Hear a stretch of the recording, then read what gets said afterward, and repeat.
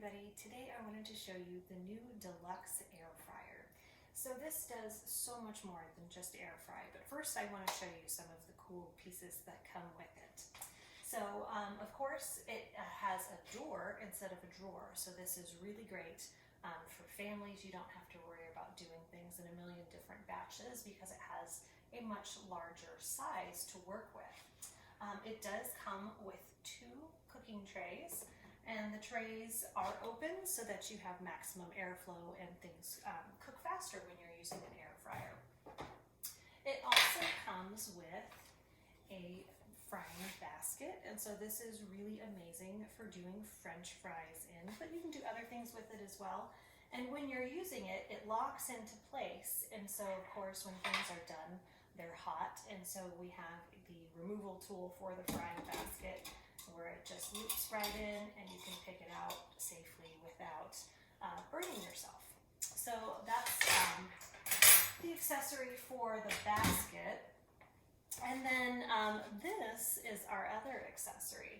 And so the reason we have that is because we also have a rotisserie setting on the air fryer. Pampered Chef doesn't just do one-hit wonders. We want to make sure that it does plenty of different things. And so the rotisserie setting is a really fun one to do. There's a great recipe in the cooking guide that it comes with that is Peruvian chicken with green sauce, and it is amazing. Even my kids liked the green sauce. And so this one goes in just like the air fryer basket does. It slides right in and locks into place. And of course you have your little spikes there to keep your chicken in place. But like I said, I wanted to go over the different settings with you.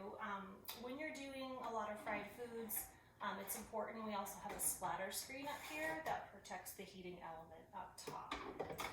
And so, like I said, we're gonna go over some of the settings. There is of course the air fry setting. There is a bake setting, roast setting. This one's really great for veggies. Rotisserie, of course the chicken. You can also do 2 Cornish hens, or you can rotisserie cauliflower as well. Then there's a reheat setting. We use this one a lot in our house. That way my teenager can come home and pop some frozen egg rolls in here, and I don't have to worry about her burning the house down.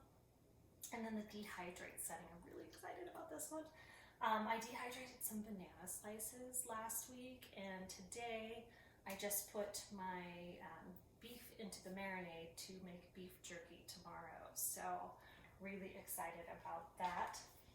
So some of the other things I've made in here, just to give you an idea, the cookbook or cooking guide that comes with, just like our blender, has these great charts that show you lots of different things to do.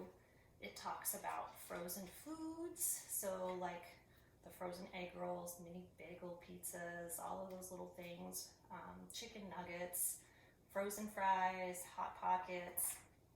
And it talks about roasted vegetables, which we're really loving to do. We got some asparagus on sale yesterday, and so I might add that into what I'm about to make here.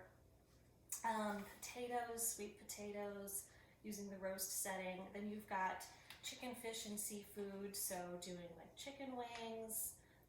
Fish is definitely a big thing right now. We're always looking for something to have on Fridays during Lent.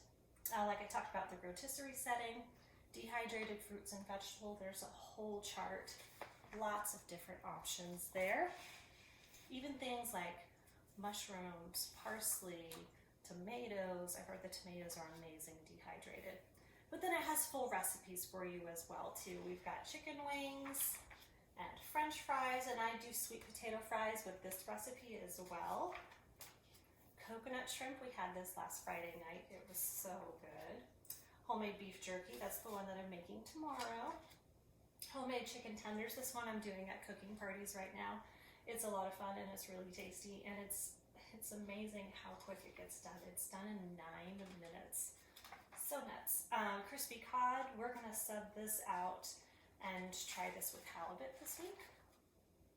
Chicken parmesan is another really good one. And actually what I'm doing right now is Stromboli, but some of the other recipes, like I mentioned, the Peruvian chicken, hand pies. This was one of the first things we made. You basically are just taking refrigerated pie crust, take a biscuit cutter or our cut and seal. If you use our cut and seal, you can actually fit a whole lot more filling in there. And instead of putting two pieces on top of each other and crimping the edges, you can just take one, fold it diagonally, and you fit a whole lot more filling in there. And again, this is just really super fast, 14 minutes and they're done, whatever filling you want. This one calls for jam and blueberries. We just did apple pie filling, so we made it really simple. You can also do that one with like Nutella. We've done fried Oreos to where we took crescent rolls, cut it into squares, put an Oreo in, sealed it up. I think it was 8 minutes in the air fryer. We've also done whole steak dinners in here where we've taken our top tray and did steak, our bottom tray, we did asparagus, some olive oil and salt and pepper, and then the drip tray, we had tomatoes and garlic. So I think it was 8 minutes. It's super fast. So the time that it takes to preheat your oven, you can have your whole meal done.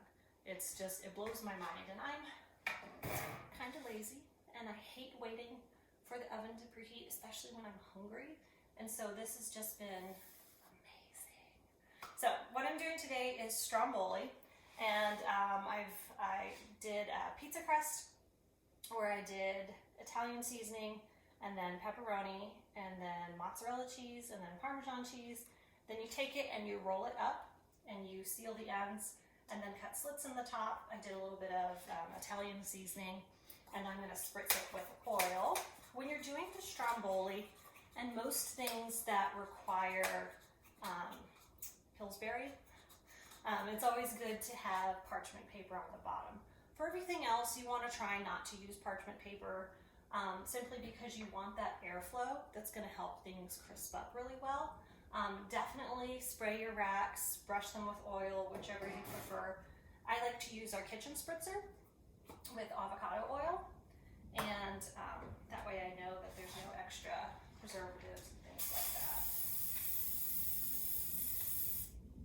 Okay, so this is telling us, small slits on the top with a paring knife, sprinkle remaining Italian seasoning, put it on parchment paper, lightly spritz with oil, place both Strombolis on the parchment.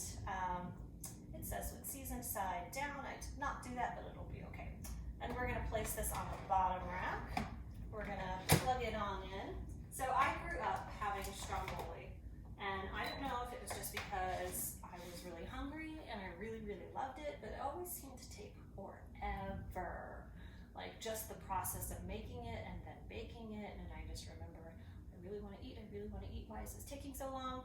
And so I'm really excited for my kids to try this. They've never had a Stromboli before. So we're gonna set this to bake, and then we're going to press the start button and adjust the time to 14 minutes, and then we're gonna hit start. So there's a really cool couple of other features here. When you're using the basket, there is actually a rotate button. And so when you're using the basket, you wanna make sure it's locked all the way into the left side because that's the motor, or that's what makes it turn.